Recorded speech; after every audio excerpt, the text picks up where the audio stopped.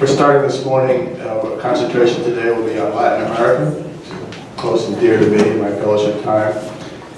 Starting with Shannon Sims, just returned from Brazil. What's it now, been 2 weeks since you returned? Culture shock? No.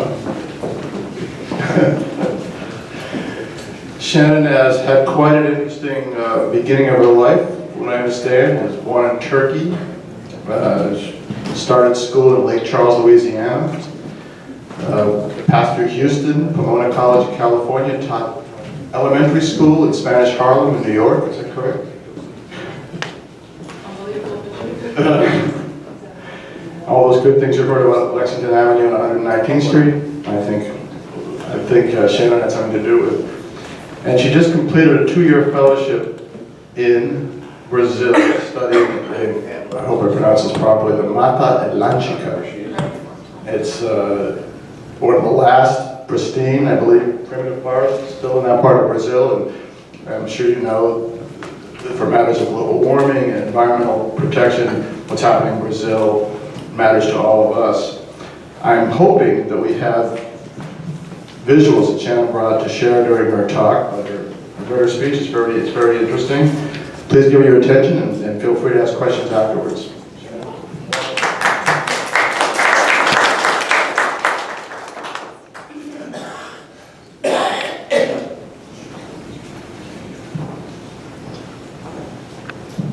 Good morning. Thank you all for being here at 9 a.m. on a Saturday to hear what I have to say. That's already very flattering, so thank you for that. I'll begin. The story of the Atlantic forest is complex, so I'm going to tell you about a particular place where the many vectors that complicate management of the forest have come together. It's a place that I felt that sought-after light bulb moment. It was where I finally understood the depths of the dysfunction of Brazilian forest management and where I also saw the glimmer of a solution. One blazing summer day in a remote region in the state of Bahia along the central coast of Brazil, I toured a reforestation project organized by a local environmental NGO. The reason the reforestation project was significant and the reason I was there was because rather than the NGO employees executing the project, the local indigenous people, the Pata people, were doing the reforesting work. So the project was innovative, the first of its kind in the Atlantic forest, in fact. The NGO representative I met with, Lucas, paraded me through a netted greenhouse in the middle of a tract of devastated forest land, among boxes of mulch and seedlings, showing off the good work of the Pata people. While Lucas took a phone call in his truck, I sensed an opportunity to get the other side of the story. I squatted down to look at the seedlings and began talking with Te Ahuda, a young man around my age wearing an NGO-issued green shirt with soil smeared across it. He concentrated on his planting as I sat down beside him on a pallet. I sensed he didn't want to talk to me, so I started planting with him. We joked about how hot it was, and he offered me a bandana to keep the sweat out of my eyes. He finally broke a shy smile, so I asked him what he thought about the project and what the rest of the Pata community seemed to think about it. His face darkened. "It's work," he solemnly said as he shrugged. "At least we get paid to do something. But to be honest, most people think that what we're doing is stupid. Most people don't see the point." I nodded. Yes. It must be hard to have the vision to believe that these tiny seedlings will become a forest one day. Right, Te Ahuda responded. But something in the way he said it made me feel like I hadn't quite gotten what he meant when he said that most of the Pata people didn't see the point of the project. Before I could ask, Lucas shouted for me to hurry to get into the back of the truck. It seemed he didn't want me speaking to Te Ahuda for too long. As I jogged over to the truck, I passed a donkey slowly trudging past the greenhouse full of seedlings. 2 empty wicker baskets hung from the sides of the donkey. It seemed strange for the donkey to be out in the middle of nowhere, far from any ranches or farms or any place where a donkey could be of use. In that scene, the donkey didn't seem to make sense to me. So I asked, "What's that donkey doing? Where's that donkey going?" I asked Lucas. Lucas is a big white guy, much paler than most of the people in his state of Bahia, and about my age. He laughed a laugh that seemed a bit too loud to me. "I guess he got lost," he said, as we drove away from the greenhouse and the donkey. We were driving along a dirt road that further ahead would constitute the borderline of a national park. But although a wall of trees was visible not much further up the road, in this part the forest had already been cut down. And Lucas pointed out the parts of the land where the reforestation project was already at the 1-year mark. The area looked like an abandoned field, with the hopeful green seedlings being covered up by the aggressive samambaya ferns. Lucas jerked the samambaya out of the ground and cursed at the ferns under his breath. I looked a bit further up the road, and to my bewilderment saw another donkey walking towards us. "Look," I said, but Lucas openly ignored me and walked ahead through the brush. I hurried to catch up. Something about that donkey didn't seem right to me. "Hey," I shouted up ahead. "Why are there donkeys scattered around out here? Seriously." "I told you they must have gotten lost," he said in an annoyed voice. "Let's get back in the truck."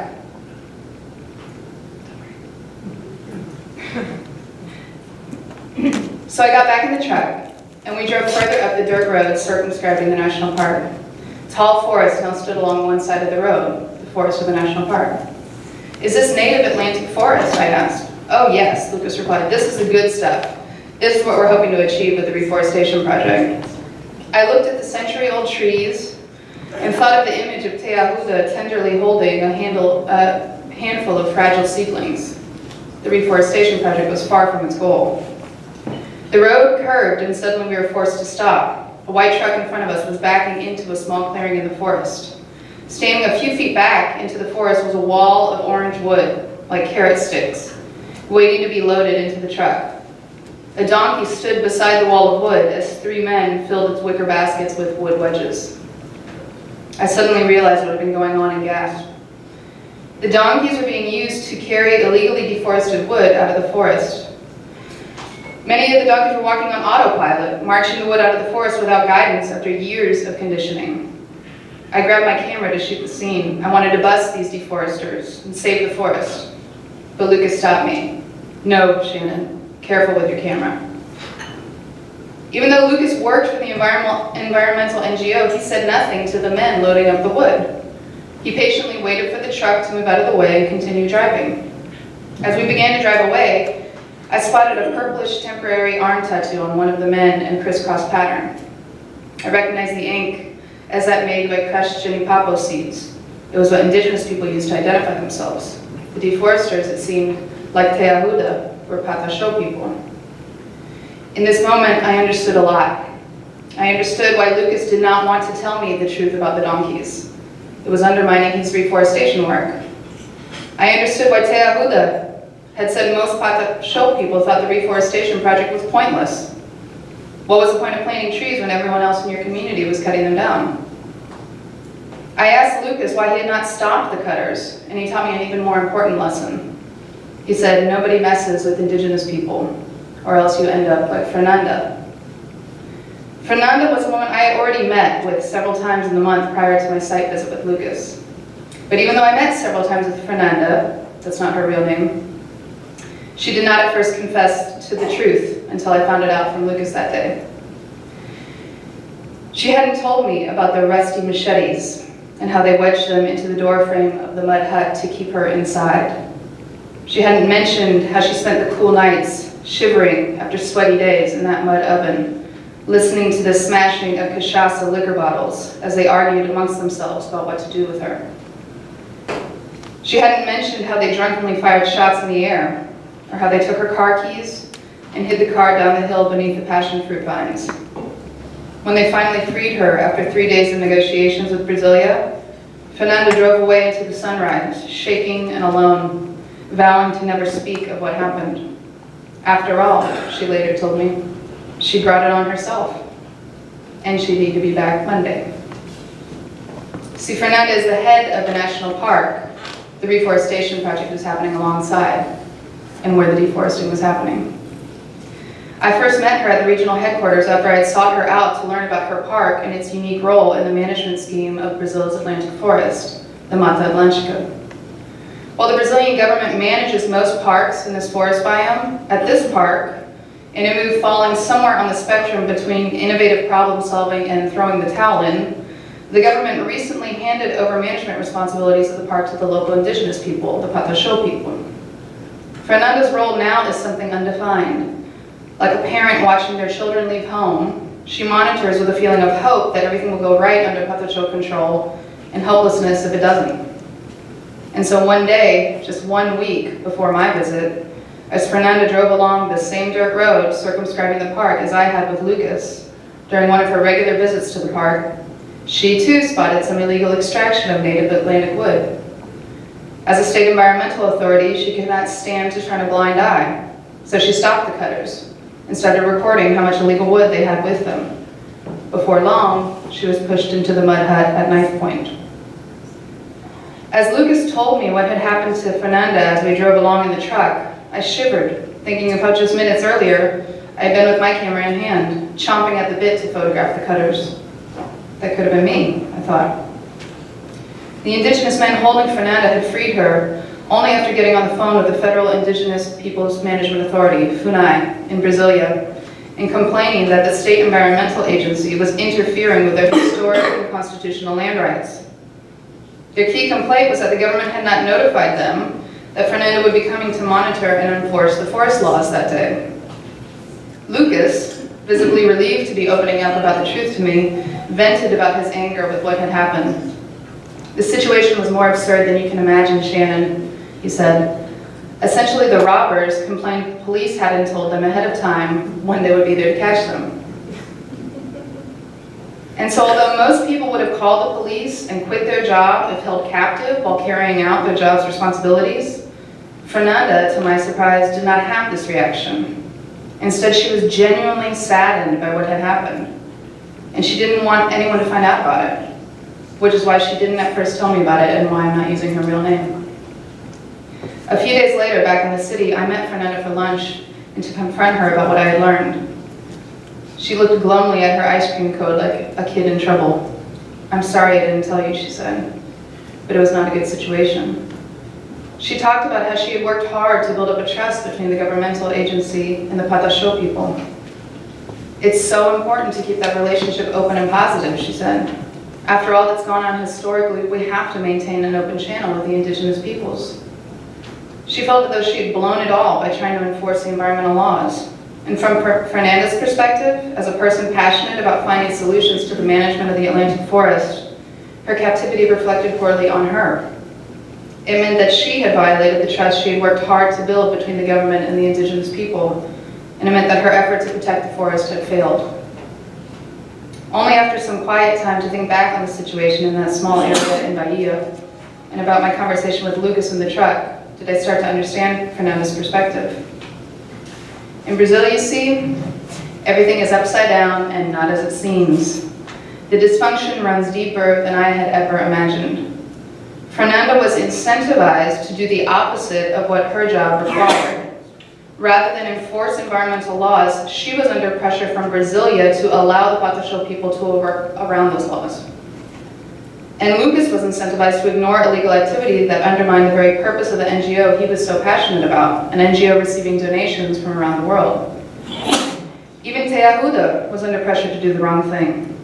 As one Patasho woman, Tainha, told me one evening in the reserve, "The Patasho people who are helping with the reforestation project, I just don't get it," she said. She posed it to me as a question. Why would they earn minimum wage, doing such hard work planting trees, when they could cut down the trees that are already standing and make a lot more in less time? After waiting a couple weeks for the heat of the Fernanda incident to cool off, I went back to the reforestation project with the intent to speak with Te Ahuda again and ask him that very question. Why was he there reforesting when he could be cutting? And even though I didn't get to speak with him, I got my answer. Te Ahuda had quit shortly after my visit. This story, I believe, illustrates some of the complicated vectors at work in the management of the Atlantic forest. But the story does not end there.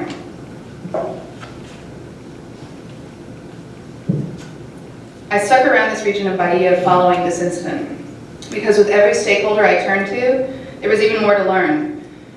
Just in this little parcel of Bahia where this scene is still playing out, there are other stakeholders making waves as well that end up impacting the management of the forest land. Large agricultural operations such as papaya and yucca or manioc farms, operate in the area that was once entirely Atlantic forest. The immediate area also features acres upon acres upon acres, as far as you can see, of thin eucalyptus trees owned by huge cellulose companies who harvest the trees regularly to create pulp for toilet paper. Between the cellulose and agro industries, a lot of money is being made off of the land in this region, and those stakeholders are digging in their heels to hold on to that land. At the same time, a social movement has dug in as well, not with money, but with passion. The Landless Workers Movement, called the MST, is a controversial guerrilla-like operation to take over unused or misused land and reappropriate it into the hands of people who want to make the land productive, as the Brazilian Constitution says land should be.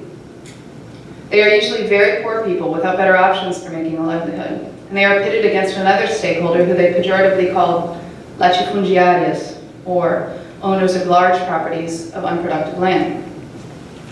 In this region and all over Brazil, absentee owners own large chunks of land, and the MST targets and invades these lands where they set up encampments. After years of squatting in harsh conditions under banana leaves and without running water, the MST settlers sometimes actually win legal title to the land. I spent some time in one such MST community in this region in southern Bahia, the Terra Vista encampment. And my takeaway from my time there with the MST was that they will not be moved off of that land under any condition. In their eyes, they fought hard for every inch of that land. They suffered for years under the sun squatting there, and they don't intend to give any of it back. In the Terra Vista MST community where I stayed, the men took turns patrolling two large, exaggerated gates on either side of the property at night. Property they had now turned into a functioning organic cacao farm. We were in the middle of absolutely nowhere, so the gates really unsettled me. As they shared a jackfruit with me one night beside the gate, I asked them, "What are you patrolling against?" Their leader, Ronaldo, answered grimly, "We're patrolling against any bastard who wants to come and take the land that's ours." At the same time, I know many Brazilian families who have been on the other side of this coin. Down in the very south of Brazil, one night at dinner with my good friend Rafa and his family, I asked his sweet grandmother about her experience growing up on a farm in the interior of the southernmost state in Brazil. Her eyes twinkled as she sipped on her mate tea, typical in the south, and told me about riding horses and washing clothes in the river as a young woman. I asked her if the farm still worked today, and Rafa touched my arm in a gesture to get me to stop, but my words were already out there. His sweet grandmother, the same grandmother who had nursed me to health during a bad flu with washcloths on my forehead, suddenly shifted like a summer storm. She slammed down her tea. "There is no more farm," she shouted. "It was stolen by those MST bastards." As the rest of Papa's family turned down their heads in respect for this dark chapter in the family history, she told me with a deeply shaky voice about how her mother had taken her kids to visit a relative one summer, and when they returned, the land had been invaded by members of the MST, the livestock had disappeared, and the people had even moved into the house. They were outnumbered, and the government was reluctant to act against MST in fear of widespread retaliation. "We lost absolutely everything," she said. Throughout the same region in Bahia, many families share eerily similar stories. After all I have learned from both MST and small farm stakeholders on both sides, I still have not determined where I stand on the issue. Am I pro-MST or not? It's an issue just too soaked in history and injustice, and it's too Brazilian an issue for me as an outsider to even feel like I have the right to take a side on. And along the main freeway running through this region, past the MST settlements and the big and small farms, are the roadside stands selling beautiful wooden bowls and serving trays. All along BR 101, little palm frond shacks are set up, often clumped together in a row, so that from the moment the 80-kilometer-per-hour driver sees the first shack, he has about 10 minutes of shacks to finally wear him down to stop at the last one. Within the shacks, the bright orange wood bowls are set up for a dinner party that no one attends. Behind the cash box of each hut is a man or a woman in a bright feather headdress, a pataxó. The complexity of land ownership in this region of Brazil left me feeling dizzy just to consider. But after learning about the zigzagging vectors at play, it made me feel nearly sick when I learned that 10 years and $10 million in international development money had been sunk into a project to try to pry parts of this same land away from these stakeholders. At their headquarters in Porto Seguro, the directors of the project pulled out a large map and a pink highlighter to show me the plan. They drew pink lines connecting the green blobs representing environmentally protected areas, such as Fernandes Park. They were engaged in outlining an innovative strategy in forest conservation, whereby pathways of forest called corridors between major protected areas are conserved or replanted in the case that the forest is already gone, as is often the case in this region and across the Atlantic forest. As the directors of the project explained to me, the plan calls for the landowners to give up a portion of their land for the good of the forest corridor. In order for the corridor not to become fragmented itself, defeating the purpose, each landowner along the line would need to sign on. I sat in that office that afternoon, after having spent time with so many of the stakeholders in that region, and looked at what those pink lines for the planned corridors covered. I knew that beneath those lines filled the Teja Vista MST encampment, where Ronaldo was awake at night guarding the gates. Beneath them, small families like my friend Hafa's eked out a living on the family farm, wary to leave it even for a minute, lest the MST invade. Beneath the pink lines filled the papaya farms and the rows of eucalyptus and the big machines that worked them throughout the night. I thought of Fernanda's story of her experience being held captive just for trying to interfere with the Patachor people's use of the same land. I thought of Te Ajuda in Tainha and the indigenous reserves where I spent so many nights, and thinking of all these human stories that lay now beneath a well-funded constellation of highlighter pink, I felt an intimately Brazilian feeling come over me. It is a feeling made famous by the great samba master, Cartola. Rir pra não chorar. Laugh to not cry. Since my meeting with the directors of the project, that plan has been abandoned. The previously slick website now reads error not found. The directors later told me something I wish I'd told them before they had begun 10 years earlier. The situation with the land here is more complex than previously thought. My experience in this region in Bahia exposed me to the many sides of the story of the Atlantic forest. It made me more fully comprehend the dysfunction of Brazilian environmental law, which is beautifully written and generally unenforced, and the perverse incentives instilled in the stakeholders to the management of the forest. In the end, beneath the crisscrossing of all these lines of the interest, the forest loses. Conveniently timed for the purposes of this speech, the NGO SOS Mata Atlântica, SOS Atlantic Forest, released their annual survey of the Atlantic forest last week. Its results, drawn from extensive ground and satellite research, jive with what I saw during my time in the forest. The rate of deforestation in the Atlantic forest is increasing. 2012 to 2013 saw a rate of deforestation 9% higher than the year before, with 240 square kilometers of Atlantic forest lost in just that first year of my fellowship. Unsurprisingly to me, the state of Bahia was the state with the third highest rate of deforestation during that period, losing 50 square kilometers in the state alone just that year, a rate lower only than the states of Minas Gerais and Piauí. So imagine my surprise yesterday when I read a headline from the New York Times, passed to me by the South American bureau chief. The headline read, "Forget the World Cup. Brazil posts double win with simultaneous soy boom and deforestation drop." The author quoted a study in the journal Science that came out yesterday, showing deforestation is down in the Amazon forest. This is great news, absolutely. However, the article said deforestation is down in Brazil, praising, quote, Brazil's remarkable decline in deforestation. This conflation, this mentality that the Amazon is the only forest in Brazil, illustrates exactly one of the reasons why the Atlantic forest is falling behind. It is not even recognized outside of Brazil. But if you just look at the numbers, you'll see why it matters. 80% of the Atlantic forest remains, 80% of its original stretch. 80% of the Amazon forest remains. 8% of the Atlantic forest remains. Ask any Brazilian which forest matters most to them, and they'll tell you the Atlantic forest. It's where most Brazilians live. It's the land on which they work. It's their forest.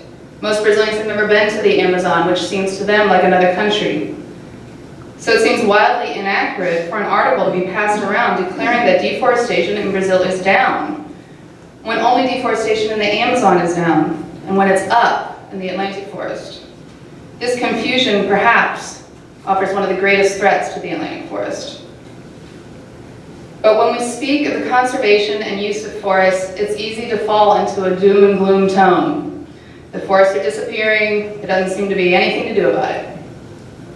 So while, unfortunately, the data forces me to partially agree with this attitude when it comes to the Atlantic forest, thanks to my experiences during this fellowship, and particularly in the south of Bahia, the complexity of the situation, rather than leaving me wanting to abandon the forest and just give up, has started to actually invigorate me, filling me with new ideas and allowing me to see the forest for the trees, so to speak.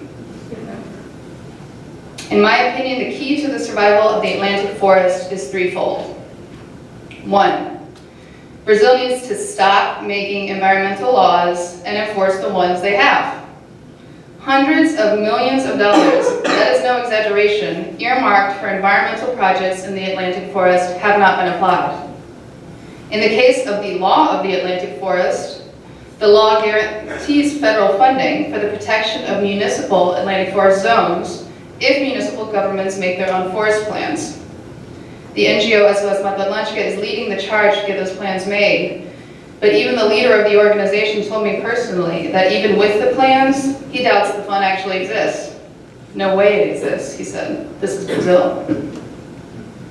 In 2010, a $300 million federal fund was set aside to bolster national park infrastructure in anticipation of the World Cup under a project called Parques da Copa, Cup Parks.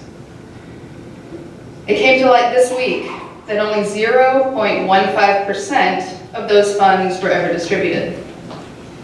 While the legal scholars gathered this week, at this moment in fact, in Sao Paulo to debate the fine points of the hundreds of Brazilian laws that impact the environment, deforestation continues to increase in Brazil's most fragile biome.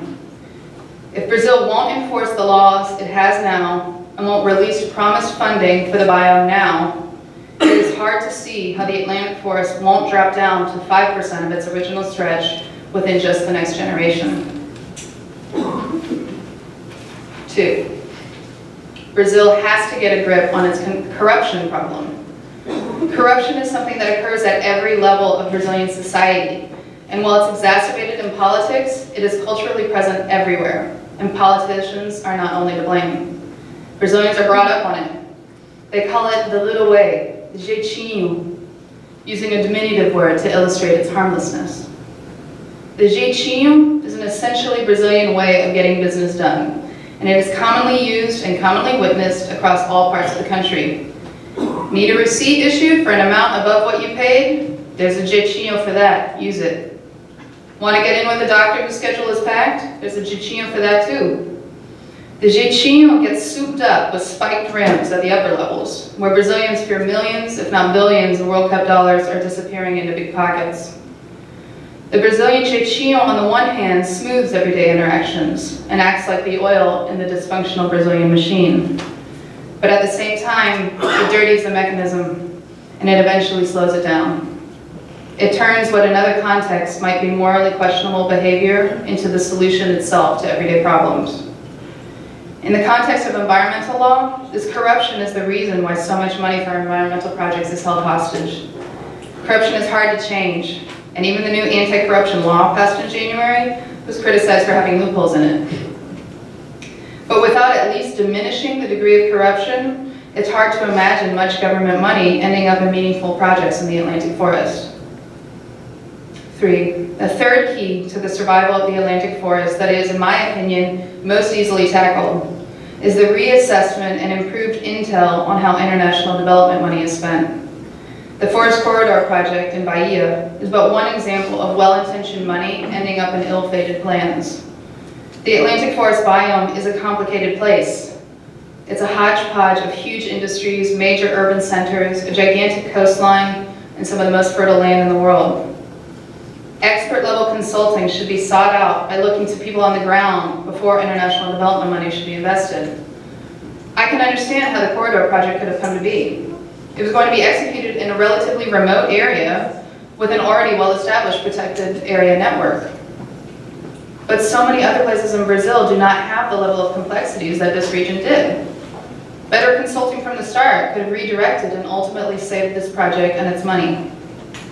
But that is not to say that there are not worthy projects already functioning in this biome. There are several projects that I saw that I believe are worthy of international investment.